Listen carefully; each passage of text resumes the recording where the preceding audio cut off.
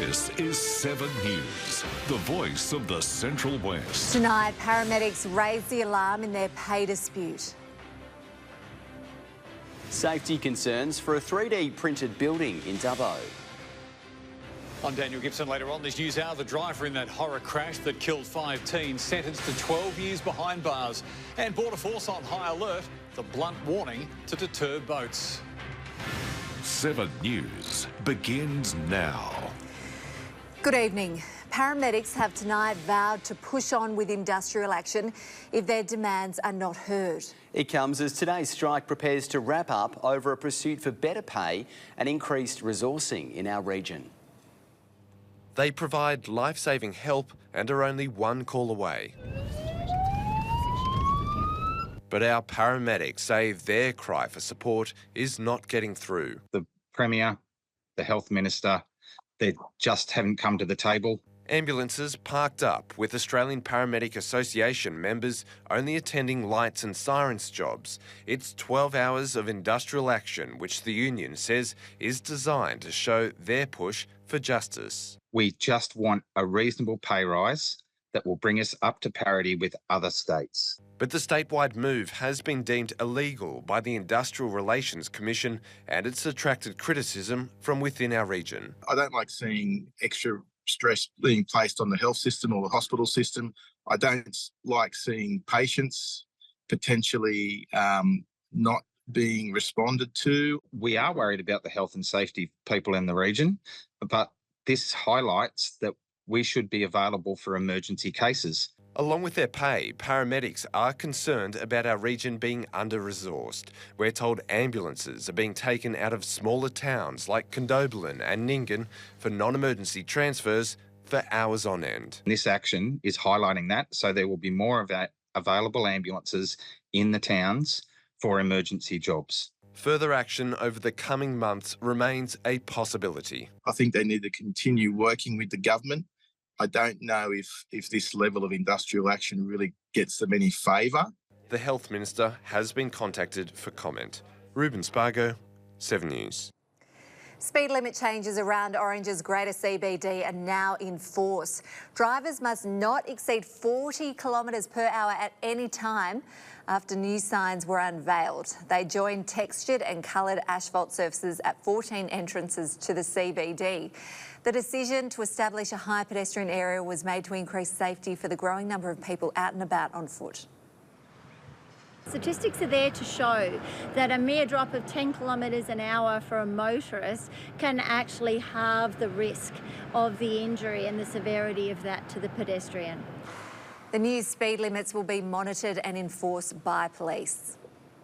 The volume is tonight being turned up on a campaign to address gender-based violence. And while it's found support from across the globe, one city in our region is leading the push for change. Wearing orange for a brighter future while making a big song and dance to boost awareness.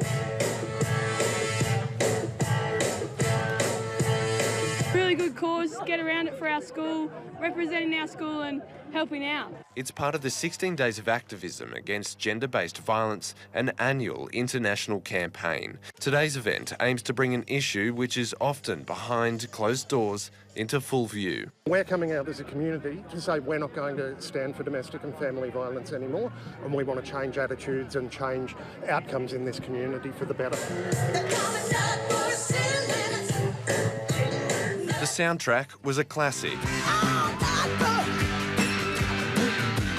and it carried weight. Tina Turner spoke out about the violence she endured during her marriage, giving other women the courage to do the same. There is help for you, but you have to believe in yourself, deal with whatever is thrown at you.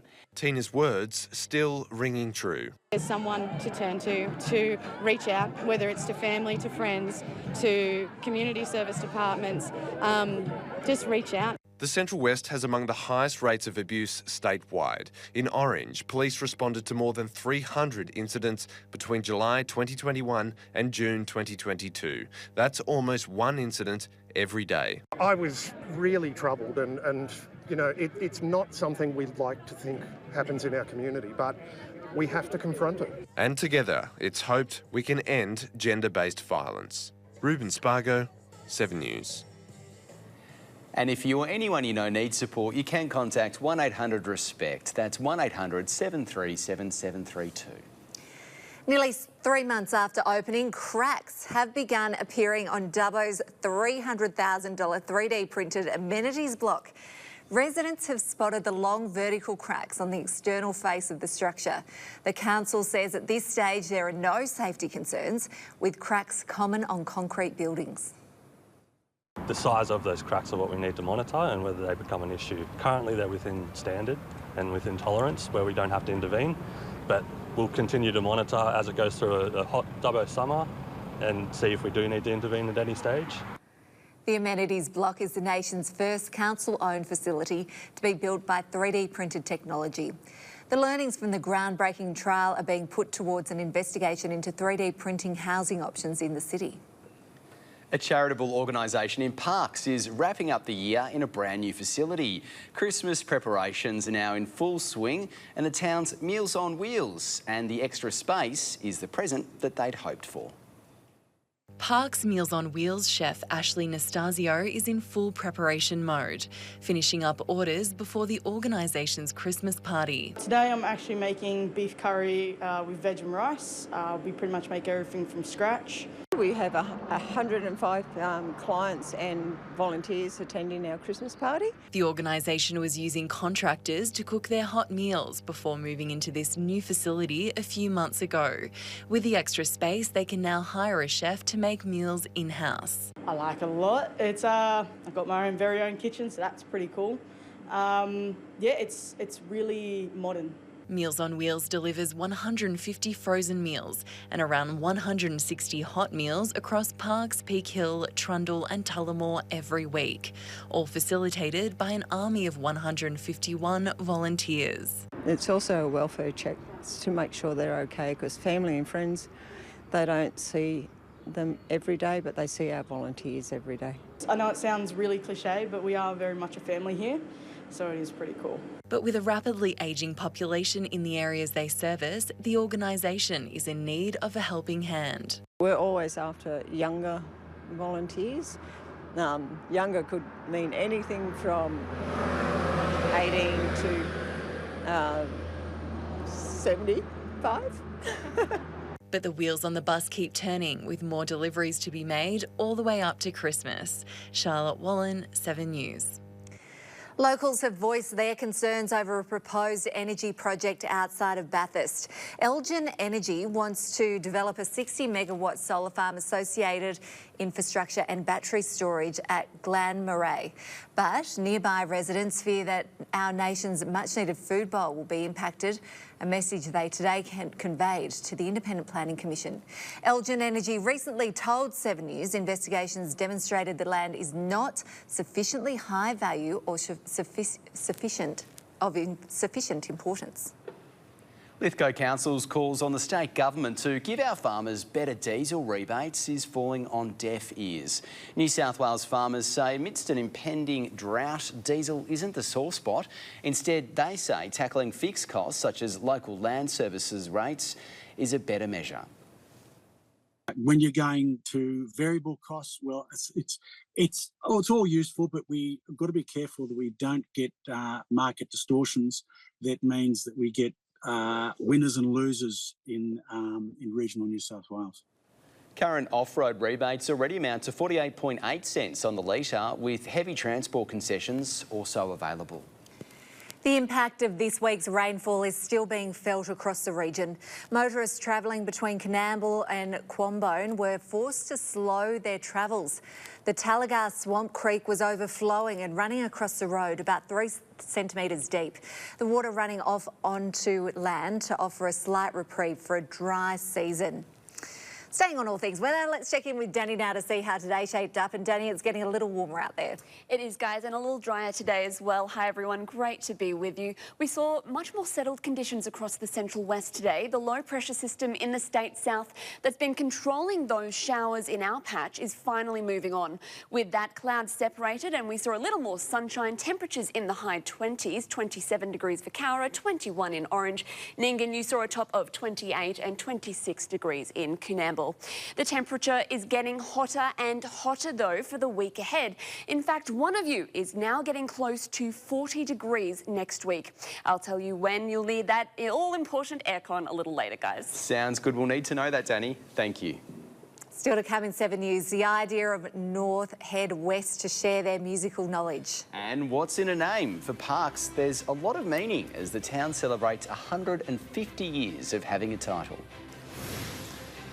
And a little later on this news hour, reactions from the families of 5 teenagers killed in that high-speed crash as the driver learns his fate. The dire warning to people smugglers after an influx of asylum seekers. And swim safety at the forefront after an alarming increase in adult drownings. Welcome back. Today, a Central West town is taking a walk down memory lane, celebrating 150 years since it was named. Formerly a cluster of gold mining communities, each referred to separately, Parks was officially christened on the 1st of December 1873. You have made me very welcome, my friends, and I look forward to continuing to inform me of your progress. Today, Henry Parks made an appearance in the town named after him, or at least someone who looked very similar. The longest non-consecutive premier of the colony of New South Wales celebrated for giving his name to an outback town. He came to Parks 4 times. He was the instigator of getting the railway through here in 1893. Very important figure nationally as well as for the Central West. Parks was initially a cluster of gold mining communities called Bushmans, Currajong or other names taken from the various mines people worked in. Today, the Parks Historical Society hosted a celebration for the 150th anniversary of the town's christening. Kicked off with the cutting of a cake outside the Henry Parks Museum. Some guests truly dressing the part. This is what the ladies would have been wearing in the day. Once we were a small mining town, and look what we've grown into. Let's hope it's something very significant and very positive in another 150. The unification of mining communities under the name of Parks was to create a central hub where a police force, courthouse and hospital could be established, a conversion initiated by Henry Parks. He had a vision. So because he had a poverty background, he wanted to change that, and he wanted better things to happen. So that's why he wanted all children to go to school. He wanted the states to be federated so it would become one nation. Today, a chance to look back at the past. It's very hard to know your direction forward unless you consider where you come from. Charlotte Wallen, 7 News. A visit from one of Australia's leading a cappella groups has hit all the right notes in Orange. The idea of North is sharing their knowledge and skills with children and kids in a series of workshops. An open public session attracted a full range of ages and abilities in a fun night. The school sessions were met with plenty of enthusiasm. We're adults and we kind of forget how fun singing can be until we've got 7, 8, 9, 10-year-olds who are just like the bright eyes and the bushy tails. The tour was supported by the Australian Cultural Fund with a focus on delivering musical opportunities outside the major cities. Harness Racing's Carnival of Cups is in full swing in Young tonight. The free event for the whole family headlined by the Aussie band at the Living End, plus a lineup of other acts and races into the evening too. The cherry on top for Young's most important weekend of the year. Carnival of Cups has come to Young. We're super excited about it at Harness Racing New South Wales. We're wrapping some of the most iconic Australian bands around our racing product. The festival organisers were out all day setting up the event, expected to see thousands come through the gate.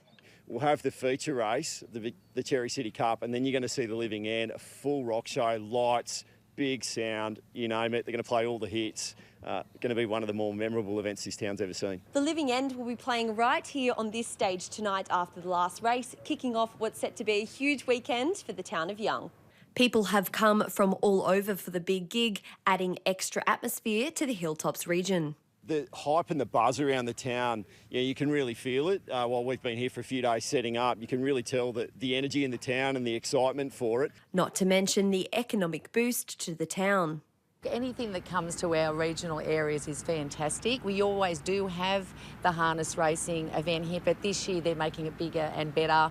They've got bands out there, a lot of entertainment, so it'll be another add-on to the Cherry Festival, which I think is fantastic for the region. Races will continue into the evening, featuring local drivers. It's going to be the biggest crowd I've ever driven in front of, so it's going to be, it's going to be really exciting. Gates close to the free event at 7:30. Jacinta Coonahan, 7 News. Up next in 7 News, thousands of cyclists expected to sign up for next year's Mudgee Classic. And Orange-based professional boxer has turned promoter as he prepares for the battle in the bush. Welcome back. Central West cricket product Chris Tremaine has run rampant in the Sheffield Shield this week. The boy from Yeovil took 9 wickets for New South Wales in their win against Tasmania at the SCG. The Blues were defending a modest total of 142 and needed something special to pull a victory. Tremaine ripped through the Tasmanian order, taking 6 poles in the second innings. Got him! It's another one. Tremaine with both arms aloft. The big fast bowler finished with second innings figures of 6 for 31 and 9 wickets for the match. Tremaine leading New South Wales to beat Tasmania by 74 runs. An Orange-based professional boxer has turned his hand to promoting his own fight night. Jack Littlefield's Battle in the Bush 8 is set to make history. Pads on, taking hits from his trainees in the home gym. Dave Littlefield is going from coach to fighter for Battle in the Bush 8. He's set to jump in the ring for a state title bout, fighting on his son Jack's card. It's exciting, put it that way. You know, it's something that, like I said, it'll be a memory we can look back on. You know, it's usually me the other way around, organising his fights and you know, training him, but he's been training me and Finn and getting us ready. Battle in the Bush 8 is a boxing fight night, but the main event will be martial arts. Muay Thai world #1 Charlie Bubb will headline the card. I've had a lot of people asking when I'm going to fight close to home and all that, and now's the answer. I'm fighting on our own back door, so yeah, hopefully Orange really comes to the event, everyone gets in and absolutely tears the roof off the place. Awesome. Cowra's Jason Stewart will play curtain raiser to Charlie in a super midweight professional bout. The undercard will be rounded out by amateur boxing fights, with Battle in the Bush 8 set to make history. It's a mixed discipline. Having the Muay Thai as the main event is something pretty special, and I don't know when or if it's been done here in recent time. Charlie's opponent is a Kiwi fighter coming all the way from the home of Muay Thai in Thailand. Body's feeling good, feeling ready, so by this time next week I'll be dangerous.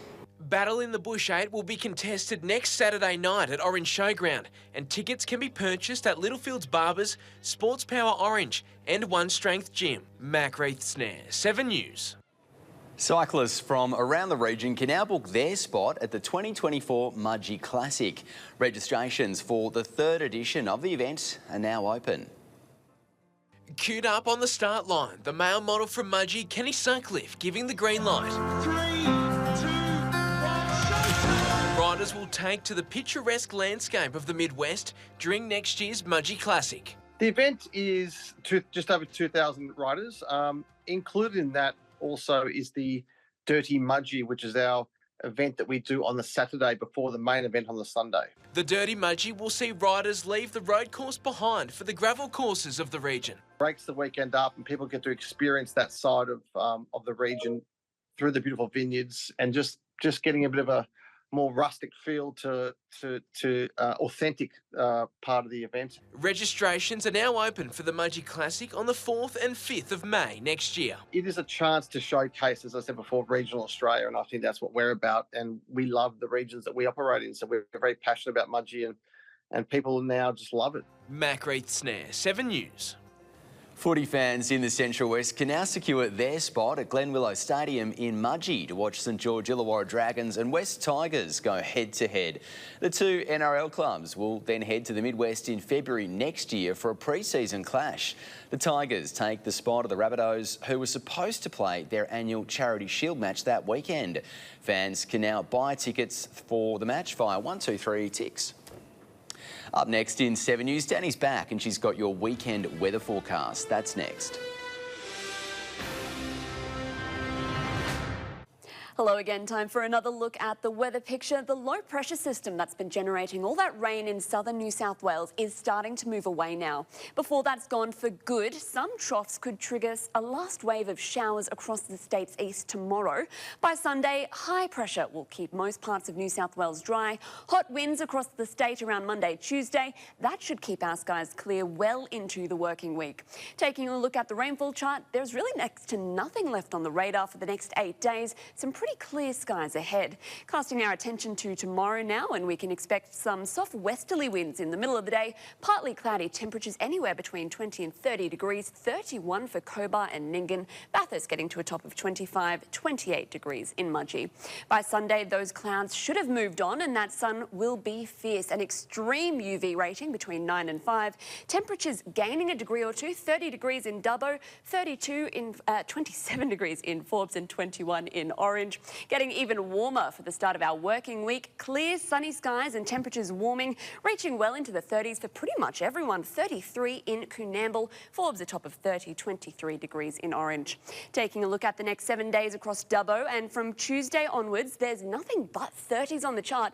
In fact, 39 degrees on Wednesday. According to the Bureau, that's 12 degrees higher than this time last year. Power bills are certainly going to take a hit with all that air conditioning. Over in Orange, Mother Nature is a bit more polite, 31 degrees by the end of the week. Tuesday, though, single digits overnight, getting to 20 degrees difference by the end of the day. Guys, 39 and all that change, I call it summer with a vengeance. Yeah, we're going to need our T-shirts. It's going to be hot. Sprinklers everywhere. Thanks, Daddy. And that's your local news for tonight. Thanks for watching. You can catch up on our website or, of course, at 7+. Right now, Dan's got your national news. Enjoy your night and your weekend, and we'll see you on Monday at 6 o'clock.